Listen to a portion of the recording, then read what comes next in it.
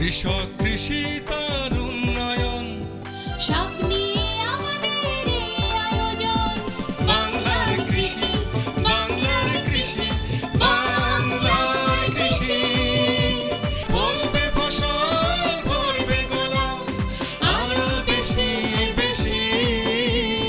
বাংলার কৃষি, বাংলার কৃষি, বাংলার কৃষি, বাংলার কৃষি, বাংলার কৃষি। সুপ্রিয় দর্শক, বাংলার কৃষি অনুষ্ঠান থেকে আপনাদের সবাইকে শুভেচ্ছা।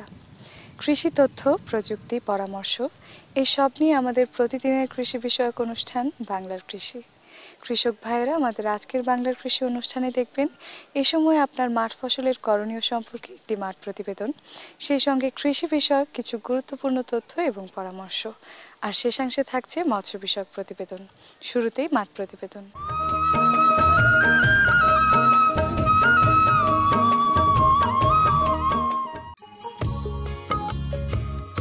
ধান বাংলাদেশের প্রধান দানাদার ফসল। উৎপাদন মৌসুম অনুসারে ধানকে বলা হয় আউশ, আমন ও বোরো। বর্তমানে প্রায় সব ধরনের ধানের উচ্চ ফলনশীল জাত রয়েছে। তার মধ্যে বৃধান ৫৫ একটি উচ্চ ফলনশীল আউশ ধানের জাত। বাংলাদেশ ধান গবেষণা ইনস্টিটিউট এ ধরনের জাতটি উদ্ভাবন করেছে। এই প্রতিষ্ঠানের উদ্ভাবিত ধানের অনেক জাতের মধ্যে এই জাতটি খরা সহিষ্ণু ও স্বল্প জীবনকাল বিশিষ্ট। জীবনকাল স্বল্প হওয়ায় এই ধানের চাষ করলে একই জমিতে বছরে ৪টি ফসল চাষ করা যায়। এই ৪টি ফসল হতে পারে বোরো মৌসুমে বৃধান ২৮, আউশ মৌসুমে বৃধান ৫৫, আমন মৌসুমে বীণা ধান ৭ এবং আমনের পর বাড়ি সরিষা। আটঘরিয়া পাবনা এলাকার কৃষক বিপ্লব সেন তার নিজস্ব জমিতে এই বৃধান ৫৫ আবাদ করেন। তিনি তার ধান খেতে নিজে কাজ করেন, ক্ষেতের আগাছা পরিষ্কার করেন এবং ফসল বাছাই করেন। তিনি আগাছা উঠিয়ে মাটির নিচে পুঁতে দেন, যাতে করে এগুলি জৈব সারে পরিণত হতে পারে। বিধান ৫৫ এটা একটা স্বল্প মেয়াদি ধান।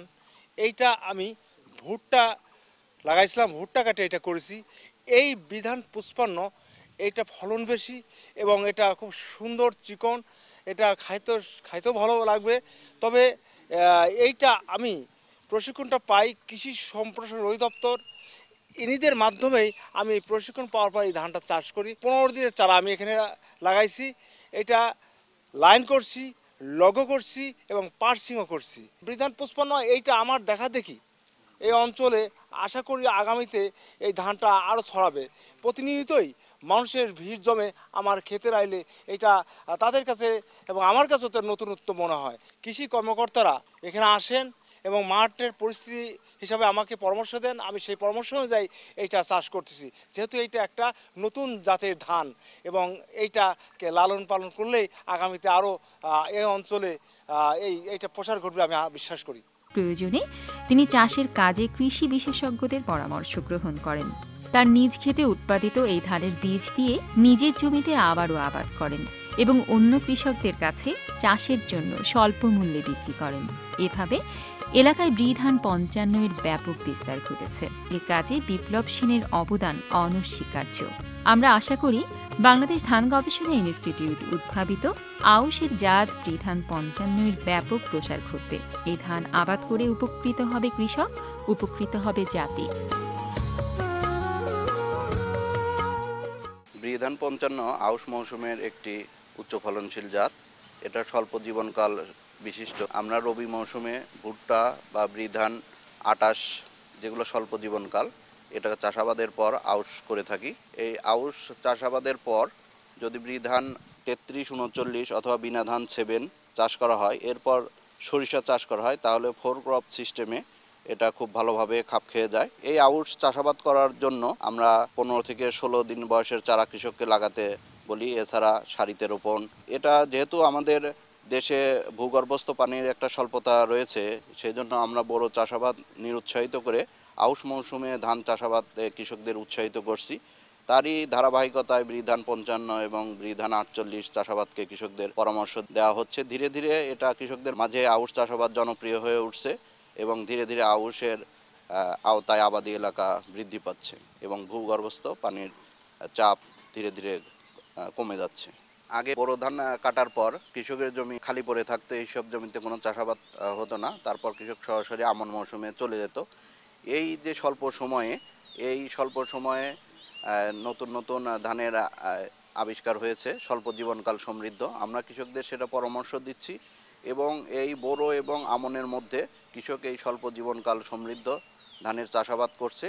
এতে একদিকে যেমন আমাদের আউশের উৎপাদন বাড়ছে, সেই সাথে আমাদের বোরোর উপর চাপ কমে যাচ্ছে। আমরা আউশ মৌসুমে ন্যাচারাল পানি বা বৃষ্টির পানি ইউজ করে আউশ উৎপাদন করতে পারি। বাংলার কৃষি, বাংলার কৃষি, বাংলার কৃষি। কৃষক ভাইরা দেখছেন বাংলাদেশ টেলিভিশনের প্রতিদিনের কৃষি বিষয়ক অনুষ্ঠান বাংলার কৃষি। এ সময় আপনার মাঠ ফসলের করণীয় সম্পর্কে আপনাদের জানাতেই আমাদের এই বাংলার কৃষি। সঙ্গেই থাকুন এবারে মৎস্য বিষয়ক প্রতিবেদন।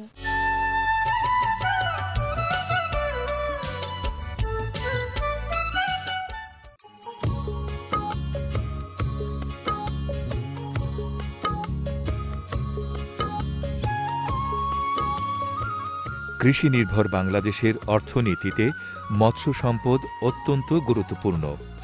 দেশের জিডিপিতে এ খাতের অবদান প্রায় 4.37%। খাদ্যে প্রাণীজ আমিষের প্রায় 7% যোগান দেয় মাছ। দেশের রপ্তানি আয়ের 2% অধিক আসে মৎস্য উপখাত থেকে। দেশের মোট জনগোষ্ঠীর 10% তথা প্রায় 1,45,00,000 মানুষ প্রত্যক্ষ বা পরোক্ষভাবে এ সেক্টরের বিভিন্ন কার্যক্রমে নিয়োজিত থেকে জীবিকা নির্বাহ করে।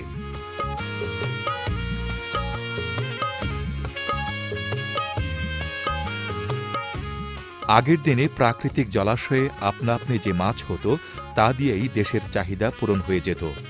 বর্তমানে নানা কারণে মাছের প্রাকৃতিক উৎস কমে যাওয়ায় এবং যা আছে তাতেও মাছের প্রাচুর্য না থাকায় পুকুরবদ্ধ জলাশয়ে মাছ চাষ করার প্রয়োজনীয়তা দেখা দিয়েছে।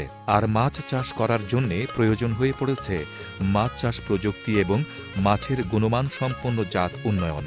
এ কাজগুলো করার জন্য প্রতিষ্ঠা করা হয়েছে বাংলাদেশ মৎস্য গবেষণা ইনস্টিটিউট।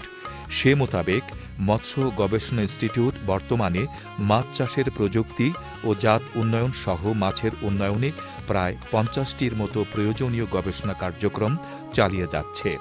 এ ইনস্টিটিউট বিভিন্ন মাছের উন্নত ব্রুড ব্যবহার করে রেণু উৎপাদন করে, যা কৃষকগণ নিয়ে চাষ করে লাভবান হচ্ছেন। ময়মনসিংহ জেলার দিঘারকান্দা এলাকার ফিশারি মার্কেটের ব্যবসায়ী ও হ্যাচারি মালিকেরা বাংলাদেশ মৎস্য গবেষণা ইনস্টিটিউট ময়মনসিংহ থেকে বিভিন্ন মাছের এসব রেণু সংগ্রহ করে। এসব রেণু নিজেদের পুকুরে বড় করে পাইকারদের নিকট বিক্রি করে।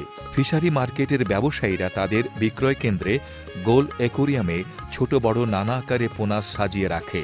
এগুলো হলো পোনার নমুনা। এ নমুনা দেখে পাইকাররা পোনা কেনার সিদ্ধান্ত গ্রহণ করে। সিদ্ধান্ত মোতাবেক পাইকাররা তেলাপিয়া, পাঙ্গাস, মাগুর, কার্প এবং শিংসহ আরও অনেক মাছের পোনা কিনে নিয়ে বিভিন্ন এলাকায় বাড়ি বাড়ি বিক্রি করে, যা দিয়ে এলাকায় মাছ চাষ হচ্ছে। আজ মৎস্য গবেষণা থেকে আমরা রেণু সংগ্রহ করি। সংগ্রহ করা নিজস্ব পুকুরে সারি, তারপরে একটু বড় হয়, বড় হইলে পরে আমরা পাইকারি কাছে বিক্রি করি। বিক্রি করার পর আমরা দোকানের সামনে আছে স্যাম্পল আছে, স্যাম্পল রাখি, পুকুর থেকে পরে তুলে বিক্রি করি। বিক্রি করার পর পাইকাররা এখান থেকে নেয় এবং গৃহস্থরাও নেয়। মানে বিভিন্ন জাতের মাছের স্যাম্পল আছে, যেটা পছন্দ করে এটা পুকুর থেকে উঠায় আনিয়ে দিই। পুকুরে সব জাতের মাছই আছে আর কি, শিং, মাগুর। মৎস্য গবেষণার পোনাটার চাহিদা খুব বেশি, এই কারণে পাইকাররা নেয় বেশি আর কি। আমরা এনে ফোনাটা কিনে নিই, এনে ফোনা ভালা গ্রামনা বেশি সাপ্লাইতে বেচা কিনা করি। আমরা এনে ফোনা কিনে না গৃহস্থ বেশি ভাড়ায় ঘুরিয়ে বার কান চলে লিয়া পরে বেচা কিনা হইলে আমরা এটাতে কিছু পয়সা উৎপাদন হওয়ার পরে আমরা বউ বাচ্চা লিয়ে খাই। গবেষণা ও রেণু পোনা উৎপাদনের পাশাপাশি এ প্রতিষ্ঠান কৃষকদের মাঝে প্রযুক্তি হস্তান্তর করে চলেছে। তার ধারাবাহিকতায় ময়মনসিংহ জেলাধীন গৌরীপুর উপজেলার তৌহাখোলা এলাকার মাছ চাষী জনাব মোহাম্মদ আলতাফ হোসেনের পুকুরে মিশ্র মাছ চাষ করা হচ্ছে। মৎস্য বিজ্ঞানীদের পরামর্শেই তিনি তাঁর 50 শতক জায়গায় 2টি পুকুর স্থাপন করেছেন।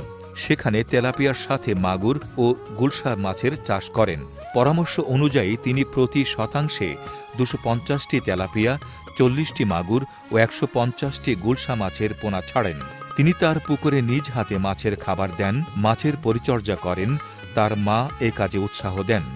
আমি আগে বাংলা মাছ চাষ করতাম, বাংলা মাছের পাশাপাশি 2-1টা পুষ্করিণীতে একক তেলাপিয়া চাষ করছি। তেলাপিয়াতে যে লাভ সীমিত হয়, পরে বিএফআরআই তার লগে কোহিনুর লগে যোগাযোগ করে তেলাপিয়ার সাথে মাগুর ও গুলশা মাছের চাষ করছি। আশা করতেছি মাছের তুলনায় আমার ব্যবসা এবার ভালোই হবে। আগে একক করতাম, এখন মৎস্য গবেষণা ইনস্টিটিউট থেকে মানে পরামর্শ নিয়ে এই তেলাপিয়ার সাথে মাগুর ও গুলশা মাছের চাষ করছি। তবে মাছ দেখে আমি মোটামুটি আইডিয়া করতেছি যে অন্যান্য বছর একক তেলাপিয়ার থেকে অনেক বেশি লাভবানের আশা করছি আর কি। বাংলার কৃষি, বাংলার কৃষি, বাংলার কৃষি। দর্শক দেখছিলেন মৎস্য বিষয়ক প্রতিবেদন। এরই সঙ্গে শেষ করছি আমাদের আজকের বাংলার কৃষি। বাংলার কৃষি আগামীকাল একই সময় প্রচারিত হবে। আমাদের অনুষ্ঠান সম্পর্কে আপনাদের যে কোনো মতামত আমাদের লিখে পাঠাতে পারেন। আমাদের লিখবার ঠিকানা প্রযোজক বাংলার কৃষি, কক্ষ নং 222, বাংলাদেশ টেলিভিশন ভবন, রামপুরা, ঢাকা। আমাদের ইমেইল নাম্বার banglarkrishi@ais.gov.bt। আমাদের ফেসবুক আইডি বাংলার কৃষি। আপনারা ইচ্ছা করলে আমাদের অনুষ্ঠানটি ইউটিউবেও দেখতে পারেন। কৃষক ভাইরা, আপনারা ভালো থাকবেন, সুস্থ থাকবেন, এই কামনায় শেষ করছি আমাদের আজকের বাংলার কৃষি। আল্লাহ হাফেজ। কৃষক কৃষি তার উন্নয়ন, স্বপ্ন